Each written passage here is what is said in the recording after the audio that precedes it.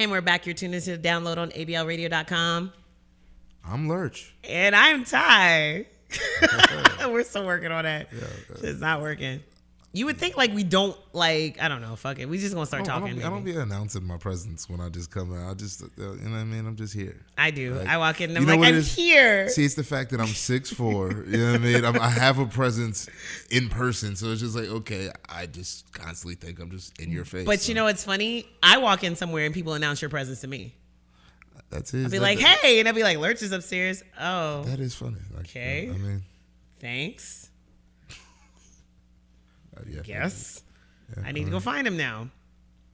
All right, y'all. We are a fresh 14 days. Well, by the time you guys are listening to this, 15 days into 2016. Yeah. And I don't think anybody is going to top DJ Khaled. I don't think whoever wins the presidential election in November is going to have a better year than DJ Khaled. For real? You think he's going to have that good of a year? I think he already is. I mean, he's 14 days in. Now we can't take the energy from last year and just keep rolling with it. Okay, so then should we say that Khaled is having his best year ever? We can't just give him the whole year, but we can definitely say 2016, like it ain't been this dope for Khaled ever. I mean, he's had because you know Khaled, you know what I mean, and You've seen this grind and this rise. None of this has been overnight. It's definitely not overnight. Yeah, I mean, it's a slow, steady rise in what I feel like is people's awareness. Yeah, I mean, now we may have known of Khaled for a while in personal dealings, but those people that we were talking about before in, you know what I mean, Idaho and North Dakota, they still don't know about. They're still not following Khaled on Snapchat. They may not be. And when you go to those people and you're like, what's his name? Khaled. No, but he's. What does he want me to do? But it's slowly. Damn right we don't want you to win. But it's slowly growing is what I'm saying. It's like, okay, so from at one point you just being known in Florida or you just being known in, you know what I mean? I feel like the impersonation that I just made, that I should make it clear that my views are mine and mine alone, and they don't reflect the views of the station. But continue. Yeah. We were saying Khaled. Khaled is on, he's still on a rising. You know what I mean? Like a rising platform. I think both Lurch and I have had the kind of couple of weeks where we've been cursely aware of things. And we're just smart enough that we're able to come here and like put these things together into good nuggets of witty banter for y'all. But we don't really be keeping up with stuff. We don't. It's terrible. We're working on it. Trying. It's a new format. Sort of. I'm working on it. I don't know about him. Yeah. I'm working on it for both of us. Teamwork. Last week we didn't have a list. This week we have a list. There we go. Next week we'll have a list early in the day. Yeah, or a couple days before. No, we can't do a couple days before because it's a news show. Like unless it's big enough. Then we gotta push. Unless it's big enough. But maybe we'll do a constant, like a daily, like, hey Lurch, what did you read today? I found out that blah blah. Anyway, somehow, some way, I'm not really quite sure what happened, but Khaled got on Snapchat. And like it not only revolutionized Khaled's life, but it's apparently changed Snapchat's life. Like Khaled was interviewed by Larry King. Yo, when did he get lost at sea? When did this happen? This is the funny thing though. He was lost at sea, and he's Snapchat being lost at sea. But what y'all forget is that about 3 or 4 years ago, he live tweeted running out of gas in Alligator Alley. Do you know where Alligator Alley is? No. Okay. So if you drive from Tampa to Miami on I-75, shouts to APD downstairs. If you drive from Tampa to Miami on I-75, there's a stretch of road called Alligator Alley. It is literally in the middle of the Everglades. And they tell you for miles and miles leading into this, there is nothing for the next 45, 50 miles. If you need gas, get it now. You pay a toll, you go in, you drive a good 45, 50 miles. You pay another toll, you come out, you're at an Indian reservation. There's still not a gas station for like another 10 miles. Gotcha. Okay? This is not like they warn you. Mm-hmm. Khaled ran out of gas in the middle of Alligator Alley and live tweeted about it until AAA got to him. He's been doing these things. Okay, so now has his phone. He's in the middle of the ocean somewhere. You know what I mean? Of course, he has an amazing phone. You know what I mean? He's the best. God loves him, after all. So he has this amazing phone. Of course, the battery life is better than everybody else's on the planet. He's the best. You know what I mean? He could just go and... Why you don't want his boat to have power outlets? First off, he was on a jet ski. Oh, not shit. on a boat. How did you get lost? Like, nobody else is around. It's just you on a jet ski. Was he on the causeway? I don't know. I think he was in the causeway, and the causeway is confusing. Yeah. You lost. The rest of your team didn't know where you at either. You just... I've got lost at IKEA. Okay. You know what? It happened. All right. We're just going to leave it at that. I'm just going to leave it alone. In any I'm case, glad he was able to Snapchat it. He didn't I guess he called for help first and then Snapchatted it, or I would hope was this so. simultaneous? It was like, you know what? I got a little bit of battery life. I'm going to snap this first. And then, where's he going with this? Yo, I'm going to try to see if whatever contact information I have for Khaled is still valid. Long ago, you guys, I don't know if we've ever talked about this on air, but like long ago, my very, very first taste of radio was being a frequent caller-inner on Khaled's radio show. It was an underground show. Frequent caller-inner. It was a frequent guest DJ, guest caller, something. Via phone. Gotcha. Because it was an underground station. Like, it wasn't, you know what I mean? Like, yeah, I don't even know. Like, this was being recorded out of somebody's bedroom, I'm sure. Mm-hmm. So I've seen him come a long way, and I would just really like to have a conversation with him. But, like, not like the conversation that he had with Larry King. Because, like, you know what I just realized? Khaled is a new generation. Damn, why am I blank? Jesse Jackson minus the political agenda. He is like one-liners. I'm lost. One-liner. No, like he is like the constant one-liner. That's what Jesse Jackson's always done. Like he talks in... Yeah, I'm going to have to go back and watch Jesse Jackson talked in memes before memes were a thing. And Khaled is a living, breathing meme. And he embraces the fact that we're all laughing at him, but are we really? Another one. This for that time when you're doing the push-ups in the morning. Another one. Yeah. Khaled wants you to win with a solid 6 push-up set every morning. But he wants to buy you red velvet cake. Does he? Yes, he does. Oh my God, I'm here for it. I'll rock with Khaled. I'll rock with Khaled. Should we get on Snapchat? Should the show know. Be on Snapchat? Just for the show? It surprises me that this was actually in conversation on my way over here. I was actually talking about Snapchat and the fact that I don't.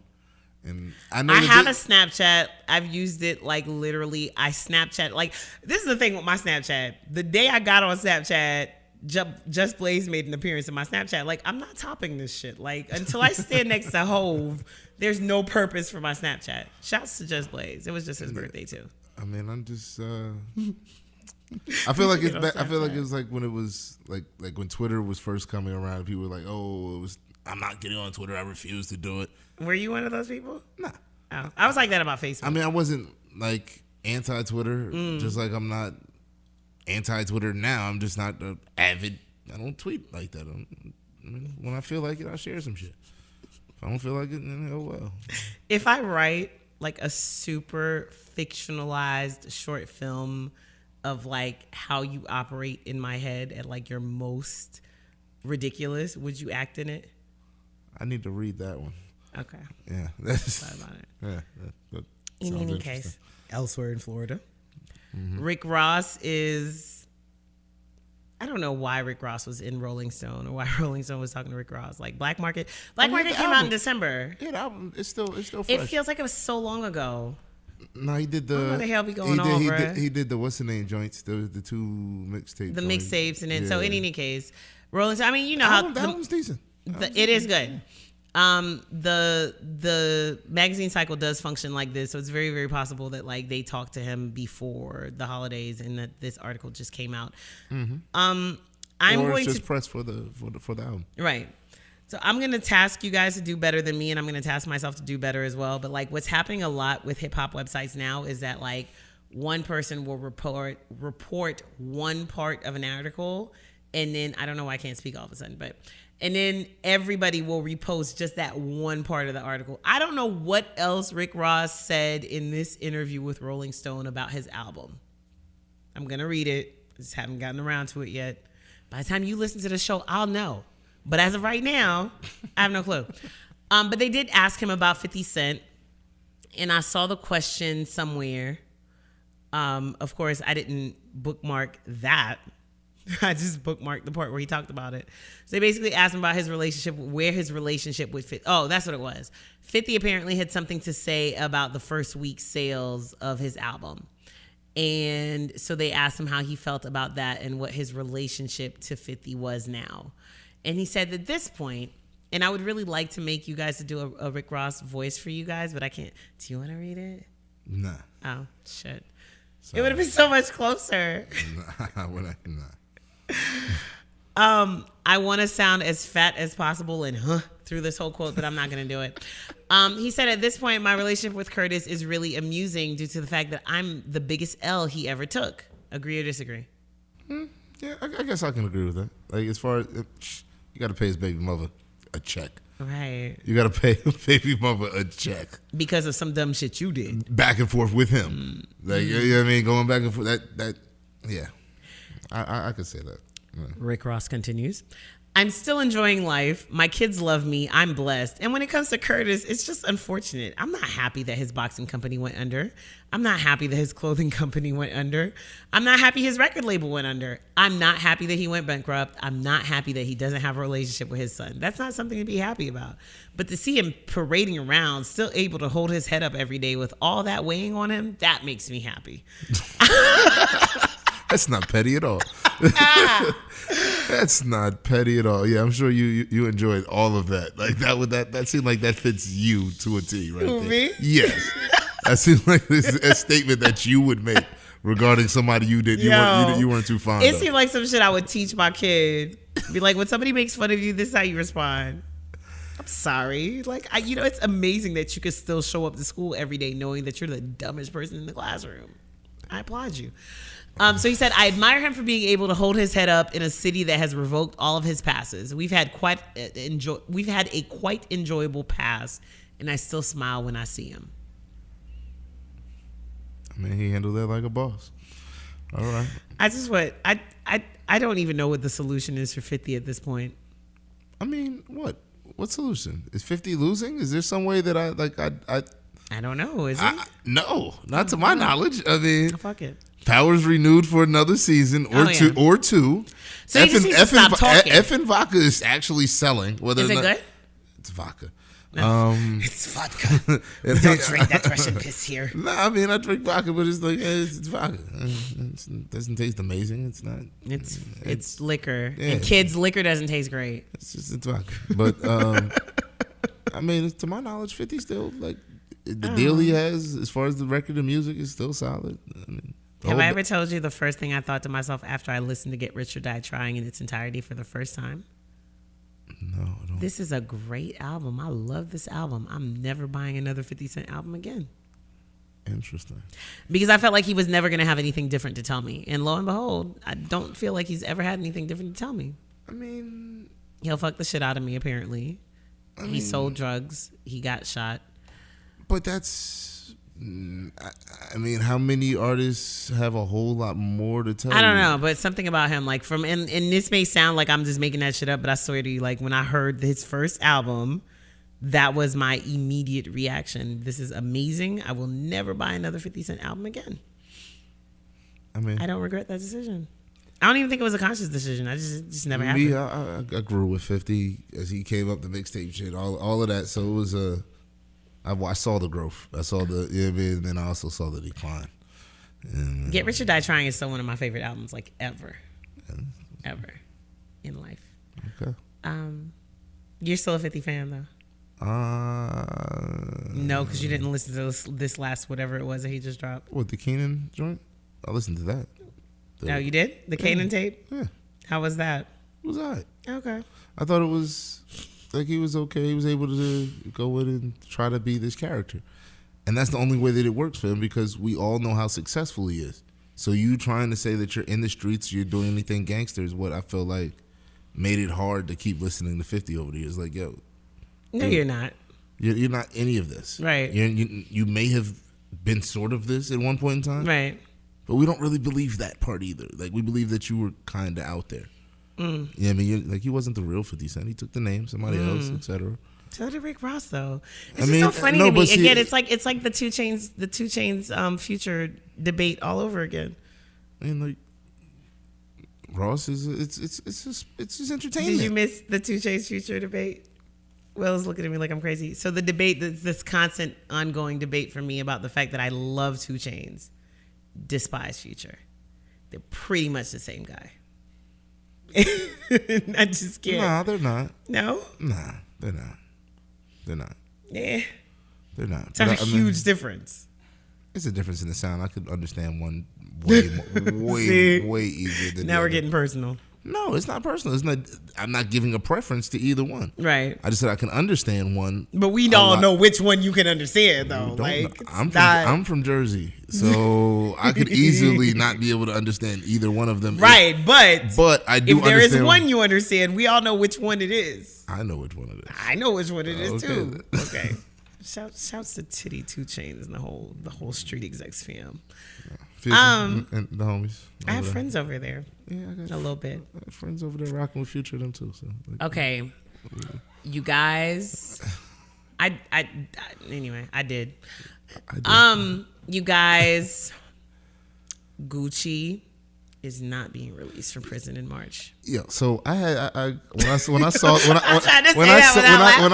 this on the list of things, I was like, okay, I have to applaud Gucci, and I'm you know what, I'm just gonna take a moment out of every segment so it doesn't even have to show up on the list to just shout Gucci out. You should. We're just gonna shout Gucci out every time we're on the air. And so then there's no reason to discuss him coming home. He won't be home till next year. They said he's supposed to get out in 2017.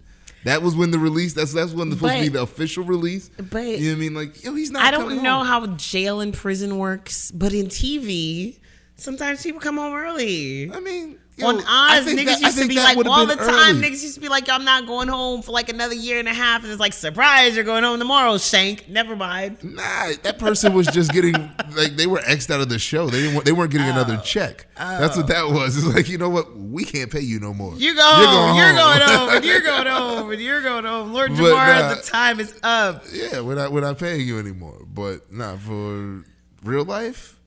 Like, nah, his good behavior, I think that is early. For like 2017, I think that's early. I think he's supposed to be out in like 19 or something like that. So here's what happened. On January 3rd, this is according to XXLMag.com, Gucci Mane mysteriously and without explanation deleted his Twitter and Instagram accounts just a few days after his team used social media to tease his possible 2016 release. His right-hand man, Sean Payne, if Sean Payne is not getting the biggest check in rap right now, like, I need him to reevaluate his life. Well, maybe not in rap, maybe in Atlanta. I mean, yeah. Like, in Atlanta rappers that don't get, in Atlanta rap folks that don't get out of the city. How about that? I mean, shit. He should be getting, it should be a combined. He should be really comfortable. Yeah, really. Regardless.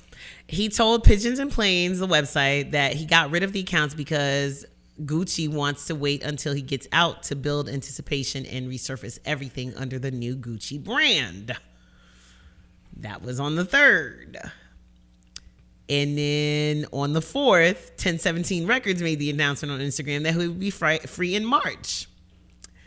And then 6 days ago, what was that? Nigga's The 12th? Gonna be out on 1017. No, the 8th. That's when he's dropping. That's when he's getting out. Is that October 2017? 2017. Sounds possible. I mean, I think it's just because I think they've actualized it. They've spoken into existence just by screaming 1017 out. You know what I mean? Like, thoughts become things. Y'all, let me tell you, though. The most disturbing or entertaining, depending on where you sit in the realm of petty and sarcastic with me. Like, if you're all the way there with me, it's kind of funny. If you're not, it's a little disturbing. Is the picture that 1017 Records tweeted on January 8th, 4 days after they say he was getting out. It is the saddest. Like, Gucci looked like he wants to cry.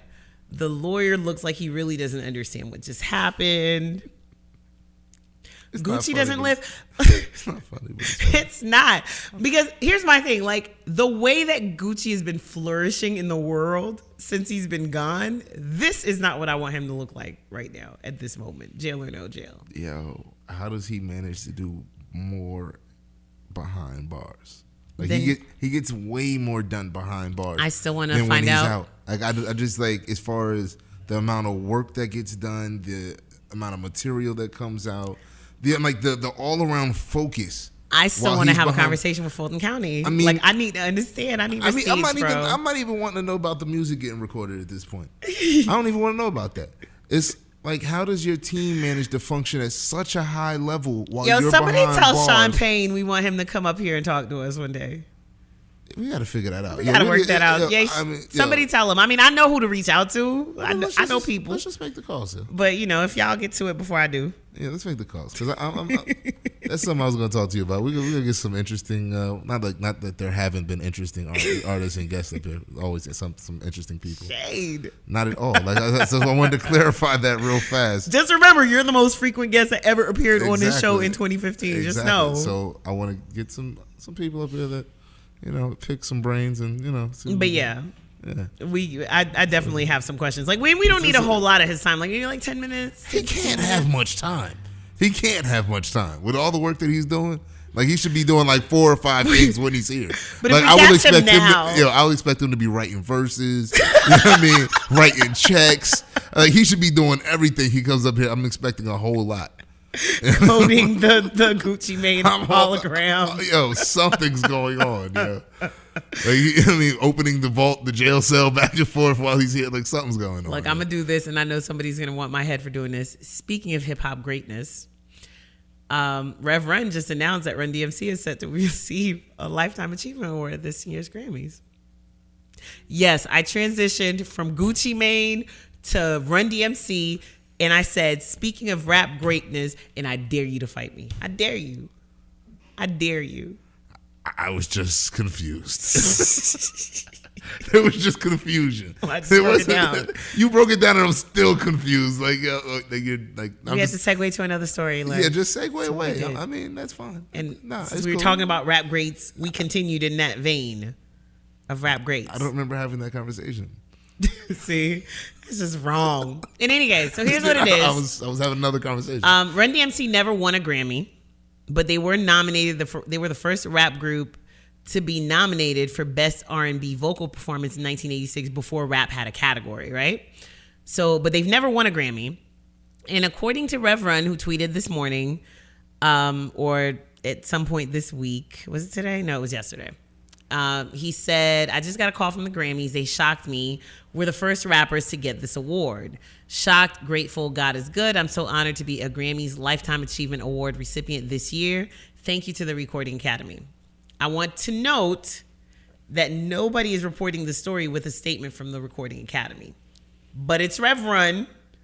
And if Rev Run tweets it, I'm going to go with it. Because he writes his tweets in deep thought in a bathtub. And that man can't be. Lots of and bubbles. he's a reverend. Lots of bubbles. Lots of bubbles. The bubbliest of bathtubs. So it got to be true. It's got to be true. It's blessed by, like, those are godly bubbles. Please don't strike me down. Those are godly bubbles, okay? I'm not going to go that far, but yeah, I mean, yeah. Anyway. So they're up for this nomination or for the honor alongside Ruth Brown, Celia Cruz, who died a couple of years ago, Earth, Wind and Fire, Herbie Hancock, Jefferson Airplane, and Linda Ronstadt. Yo, that is the blackest class of Lifetime Achievement Awards ever. Go Recording Academy. They gonna give Kendrick his Grammy this year, B. Yeah, I mean they're gonna have to, because that's the only way they can accept that project as a great piece of art. They're just like, all right. Nah, that's the only way they can accept it. Like that last project, like everybody that I've heard talk about it that was pretty much white. I'm like, oh, I loved it. It's a great piece of art.